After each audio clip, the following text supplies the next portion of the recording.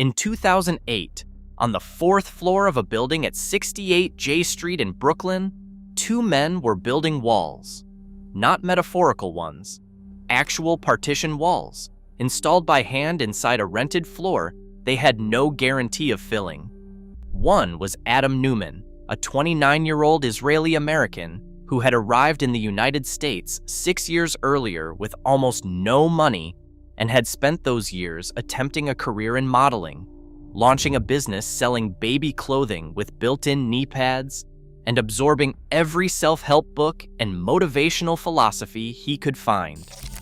The other was Miguel McKelvey, a quietly gifted architect from Eugene, Oregon, raised by a single mother in a commune, who had grown up knowing instinctively what it meant to share space with strangers and make it feel like belonging. They called their first venture the Green Desk. It was a co-working space, a building floor subdivided and rented to freelancers, small businesses, and anyone who needed a desk but could not afford a lease. The idea was not new, the execution was competent, and the building filled. They sold the Green Desk to their landlord for a modest profit and immediately started over with a bigger idea and a different name: WeWork. The company they founded in 2010 would be valued at $47 billion within 9 years. Within 13, it would file for bankruptcy protection. What happened between those two facts is one of the most consequential business collapses in American history and one of the most misunderstood. Adam Neumann was born in 1979 in Tel Aviv. His parents divorced when he was 7, and his mother, a physician, moved the family frequently, including a period living on a kibbutz, Israel's communal agricultural settlement where meals were shared, space was collective, and the individual ownership of land was rejected as a matter of philosophy. He later described the kibbutz as the greatest social network in history, the original working model for everything WeWork would become. Whether or not that framing was entirely genuine, it was a story he told with force and consistency, and it shaped the way he would sell his idea to everyone who mattered.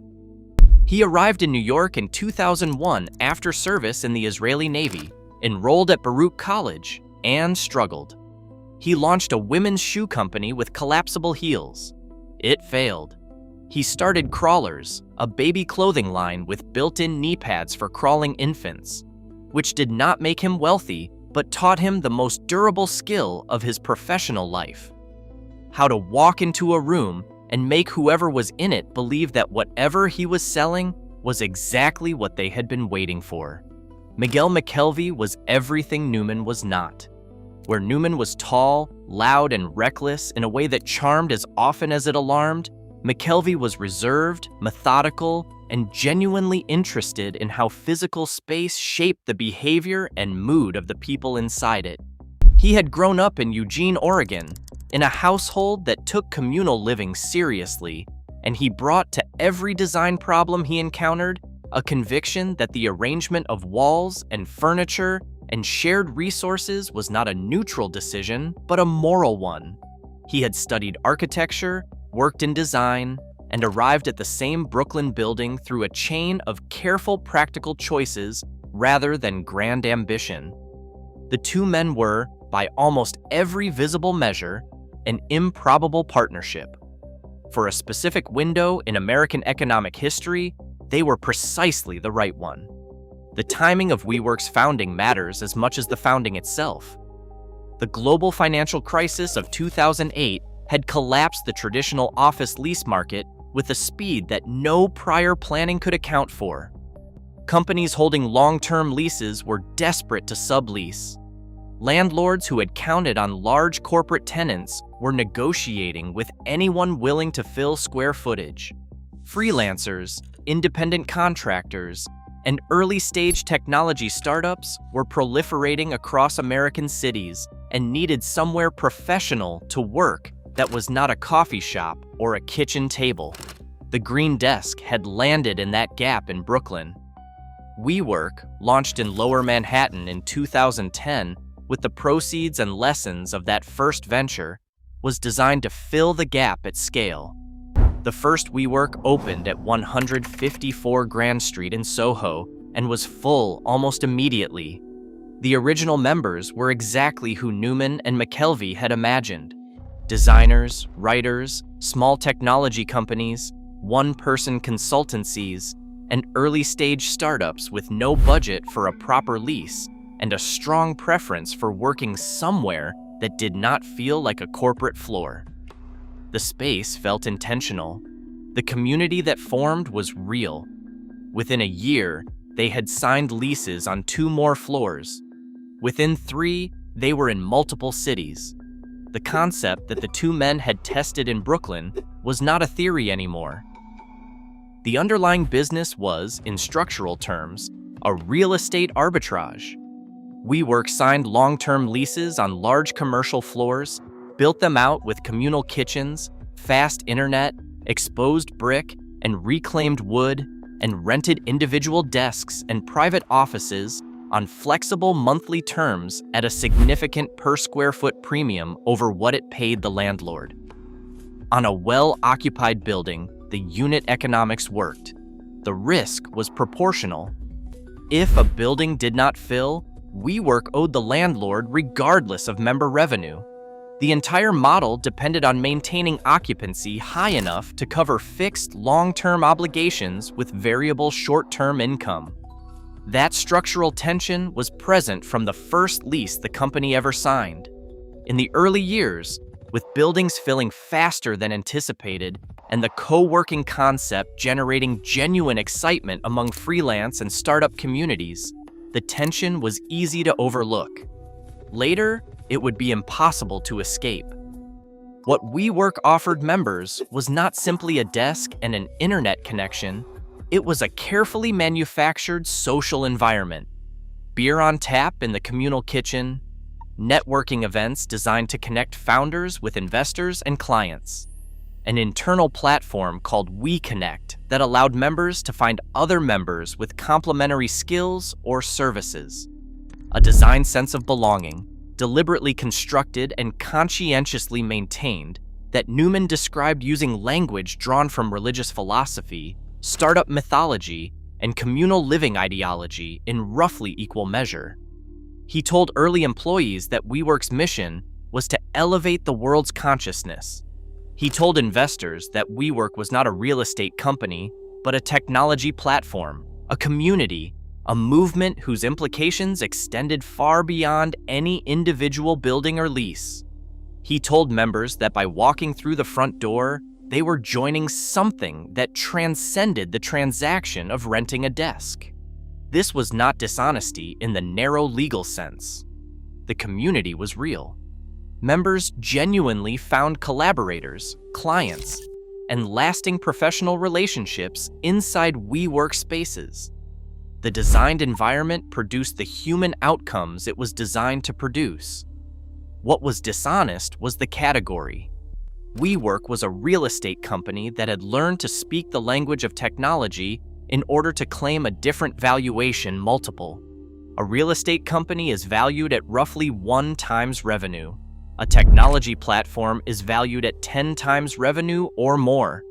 The difference between those 2 multiples, applied to a business generating hundreds of millions of dollars annually, amounts to billions of dollars.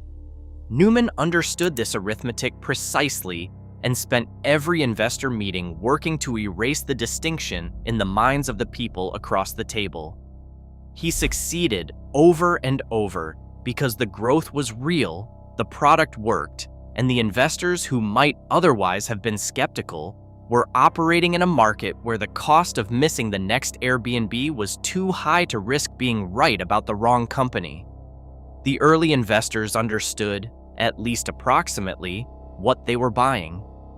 Benchmark Capital, the venture firm behind eBay, Twitter, and Uber, led WeWork's Series A in 2012 at a valuation of approximately $97 million. By 2014, WeWork had opened locations in Boston, London, and Tel Aviv and was valued at $1.5 billion. The growth was earned. Desks were filling. Members were renewing their agreements. The co-working category that WeWork was helping create from almost nothing was acquiring legitimacy in commercial real estate circles that would have dismissed the concept 5 years earlier. At this stage, the company's ambitions and its operations were roughly proportional. That condition would not survive contact with Masayoshi Son. Son was the founder and chief executive of SoftBank, a Japanese technology conglomerate whose defining characteristic was the willingness to make bets at a scale that could redefine a market rather than merely participate in one. He had invested $20 million in Alibaba in 2000, a position that would grow to a value exceeding $50 billion. He had assembled the Vision Fund, a $100 billion investment vehicle backed primarily by Saudi Arabia's sovereign wealth fund, and designed not merely to back the companies that would lead the next decade, but to manufacture their dominance by providing a single player in each chosen category with resources so vast that competitive response became functionally impossible. Son called his approach a philosophy of acceleration. He was convinced that the future would arrive faster than anyone expected, that the companies positioned at its leading edge would define entire economies, and that the only rational decision was to give those companies everything they needed to move before anyone else could catch up. In 2017, Son toured a WeWork location in New York alongside Neumann. The meeting lasted approximately 28 minutes. Before it ended, Son had committed $4.4 billion. He said afterward that he preferred to back founders who were slightly crazy, that the degree of vision required to genuinely change the world was indistinguishable, from certain angles, from the degree of recklessness required to destroy a company. Neumann, who had by that point developed a management philosophy that included surfing breaks during strategy sessions, tequila offered to employees during performance reviews, and a stated conviction that WeWork would outlast the Great Pyramids of Giza, met almost any reasonable definition of the qualifications Son was describing.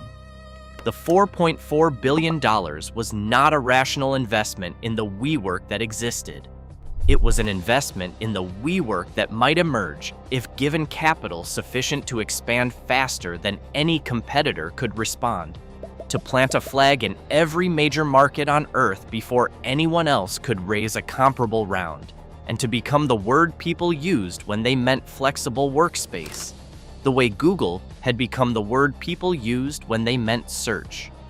What the money did to Neumann inside the company was something Son either did not anticipate or determined was not his responsibility to manage.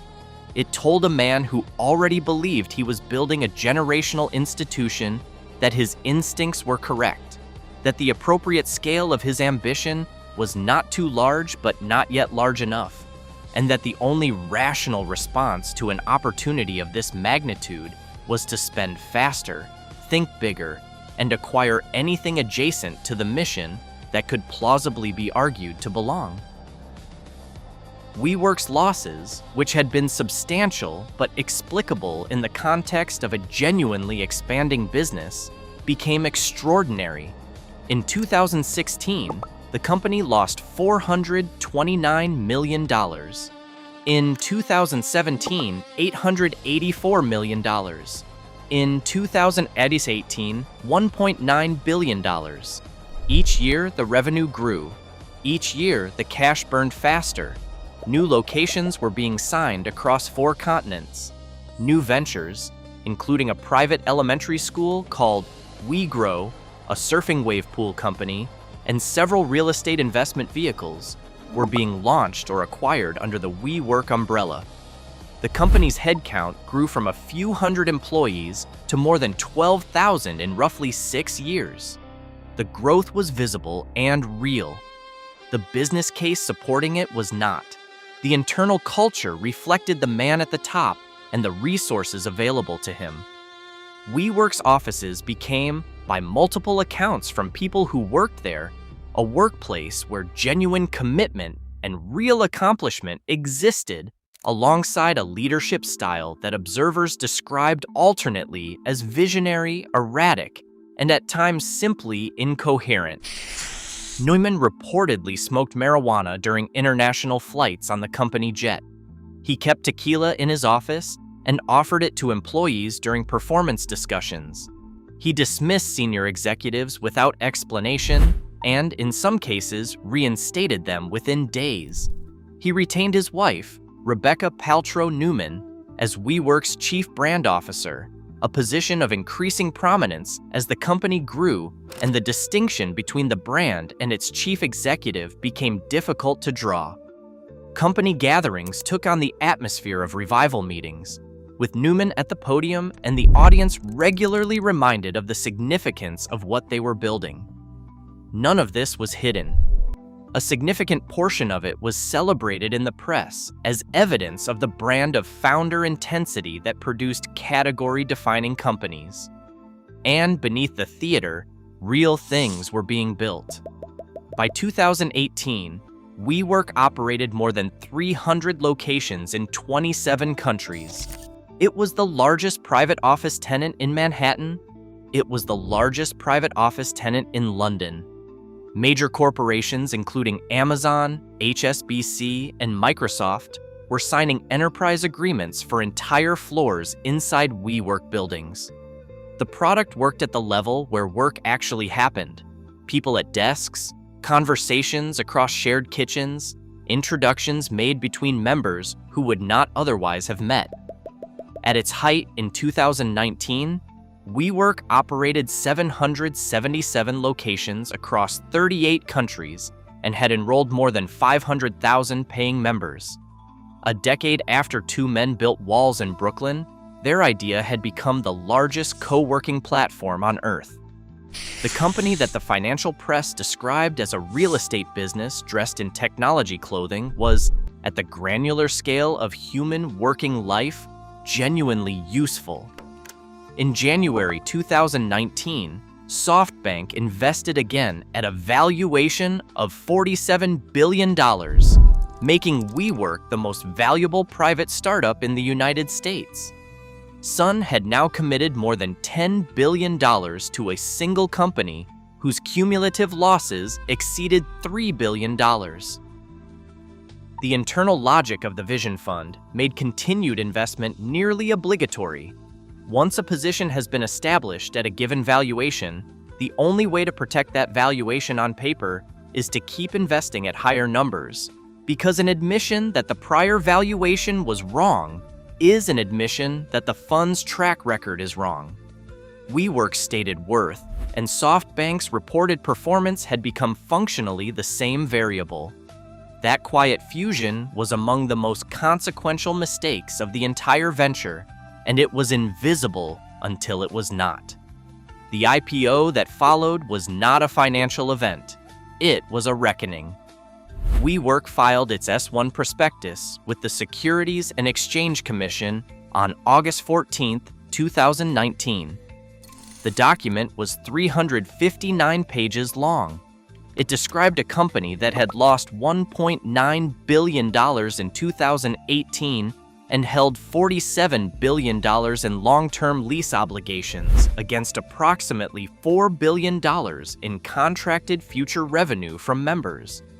It described a chief executive who had borrowed hundreds of millions of dollars from WeWork's own lenders using his personal WeWork stock as collateral, had purchased commercial buildings and leased them back to WeWork at rates that generated personal profit, and had registered the trademark for the word "we" through a personal holding company and then sold that trademark to WeWork for $5.9 million. The document stated that the company's mission was to elevate the world's consciousness. Institutional investors read that sentence, set down the prospectus, and reached for the phone. The analyst community, which had watched WeWork's valuation rise across 7 years of private market enthusiasm and SoftBank's willingness to keep writing larger checks, finally had a document that required a legal signature. What it contained did not support a $47 billion valuation. it did not clearly support half of that number. Independent analyses of the company's actual cash flows and lease obligations placed fair value somewhere between $10 billion and $15 billion. The IPO roadshow, during which Neumann was expected to convince the pension managers and fund administrators who oversee the retirement savings of ordinary working people to purchase WeWork shares, became instead a very public audit conducted by people who had no particular reason to be generous with their conclusions. You can read the S1 collapse two ways, and honest history holds them both at once. One reading says the document revealed what had always been true, that the company was worth a fraction of its private valuation, that the emperor had been unclothed for years, and the prospectus simply handed scissors to people paid to look carefully. The other reading says WeWork's individual locations were often profitable at the unit level, that the losses reflected growth investment rather than structural failure, and that a competently governed version of the same company, stripped of the personal enrichment and the fog of mission language that had concealed the actual business from its own board, might have survived the transition to public markets. Both readings are probably true. The tragedy is that they cannot be pulled apart. On September 16, 2019, WeWork withdrew its IPO filing. On September 24th, Adam Neumann resigned as chief executive.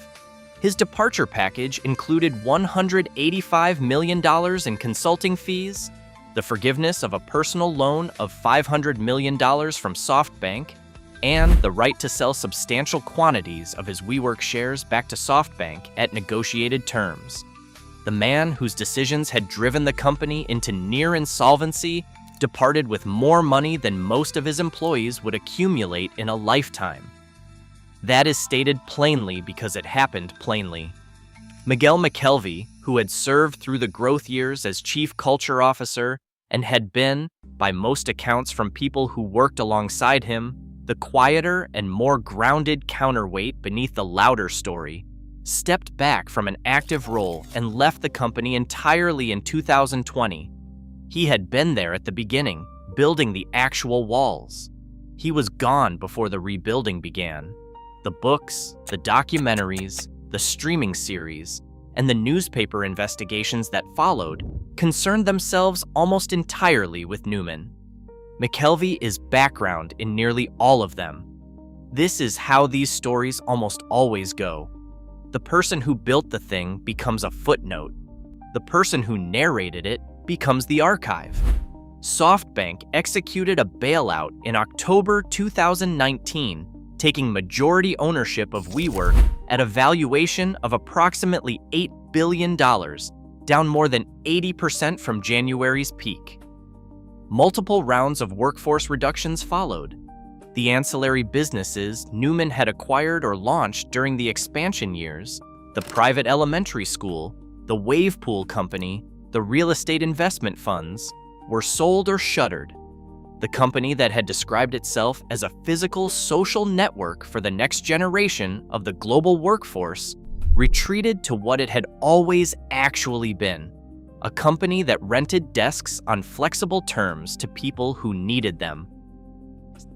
Sandeep Mathrani, a commercial real estate executive who had guided General Growth Properties through Chapter 11 bankruptcy, was appointed CEO in February 2020. He understood the business WeWork actually operated, not the business Neumann had described in pitch meetings, and he managed it accordingly. He closed locations that could not cover their costs. He renegotiated lease terms with landlords who had little leverage to refuse.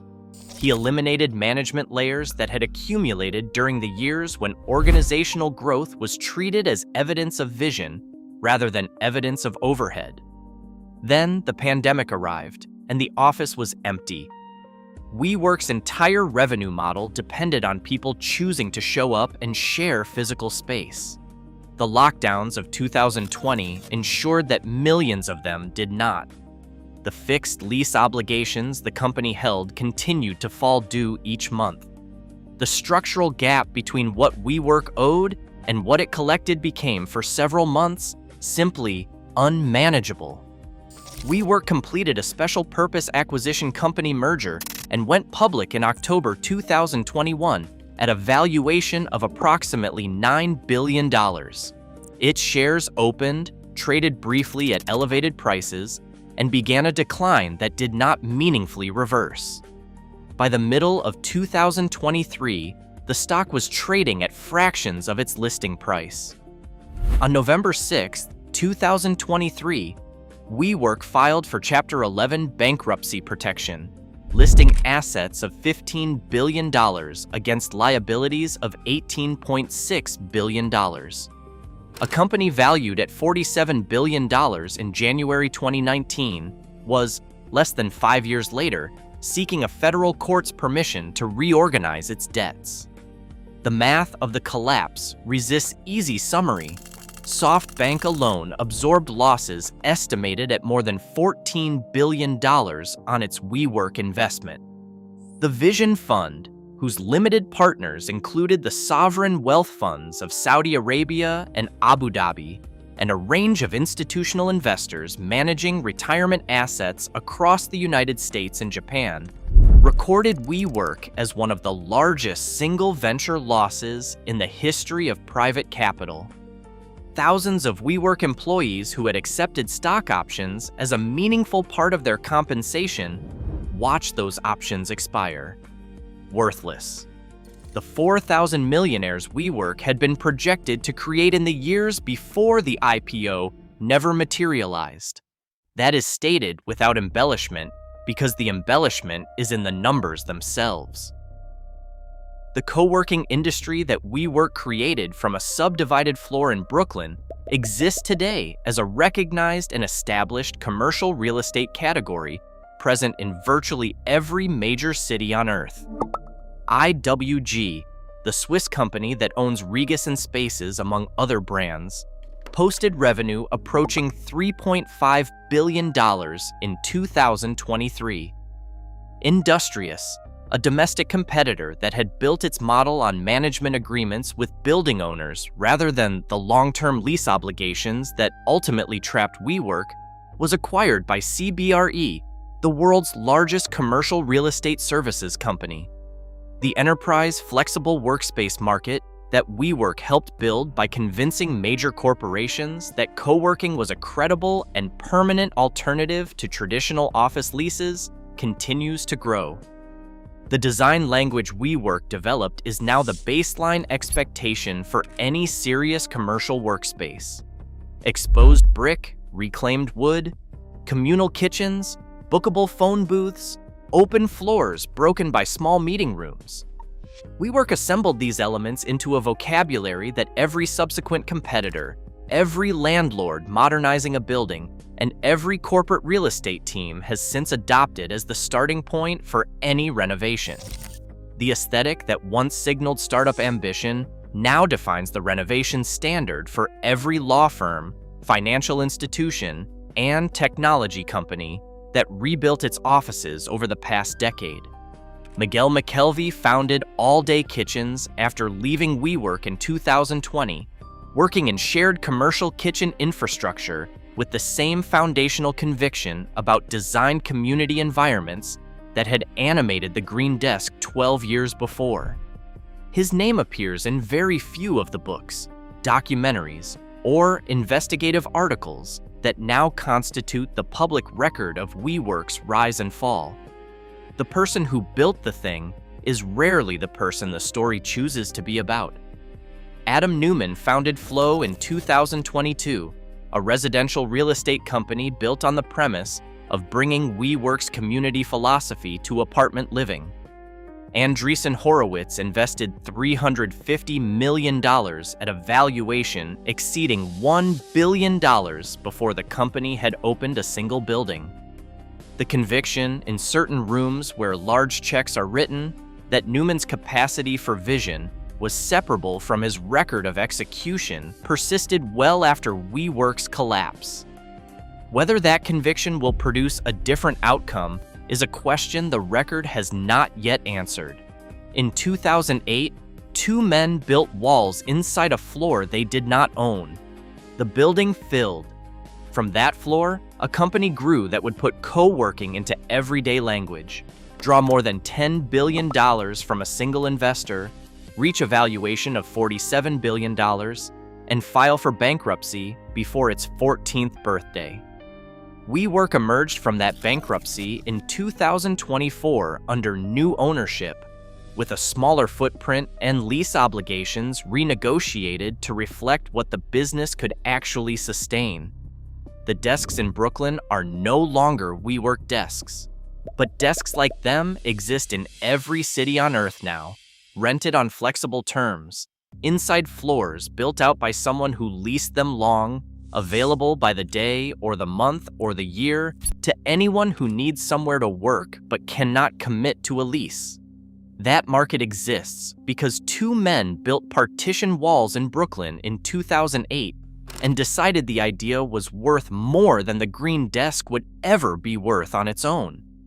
The company that invented co-working nearly destroyed co-working by trying to become something it was not. The industry it created outlasted the version of itself that believed it could outlast the pyramids. In 2010, Adam Neumann and Miguel McKelvey signed the lease at 154 Grand Street in Lower Manhattan and opened the first WeWork location. They said the product was community. They meant it, at least in the beginning. The building filled because the idea was right. Everything that followed was the story of what happens when the right idea meets the wrong scale at the wrong speed, managed by people who forgot that buildings, unlike valuations, must eventually answer to the lease. If you ever worked from a WeWork, attended a member event, or signed a flexible desk agreement in a city you were new to, drop a comment below. Tell us the city, the year, and whether the building is still there. The people who showed up every morning and built something real inside those spaces know more about what WeWork actually was than any prospectus, any valuation, or any bankruptcy filing will ever capture.